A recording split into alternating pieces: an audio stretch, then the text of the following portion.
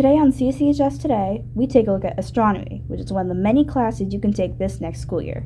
We interviewed the teacher, Mr. Freed, to get a better understanding of what this course is about.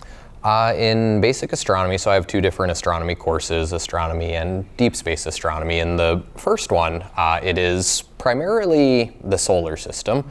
So what I tell my kids on the first day is we basically take all of the stuff that you learned back in elementary school when you were kind of too young to really understand it, and we bring it up to the high school grade level.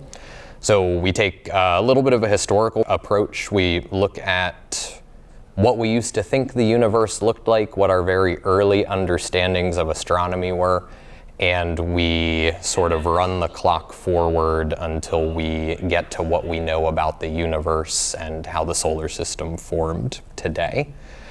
The other part of the course then is very heavily related to the planetarium. I always have Friday story time. We share some mythology from mostly the Greeks and Romans, to the point where if students stick with it, by the end of the course, they're able to walk outside at nighttime in Lebanon and they'll be able to identify virtually every bright thing that they can see in the night sky for real. And so I very much see this course as kind of a nice introduction. Do you like the science enough to pursue it later on in life? My classes count as science credits, but they're also electives, so most people are here because they choose the course.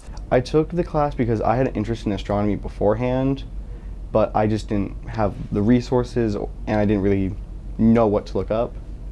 So taking it has helped me learn what's like in our night sky and learn like the stars, planets, how they all formed, and then the constellations, like what we see in the night sky. And it's just overall really interesting.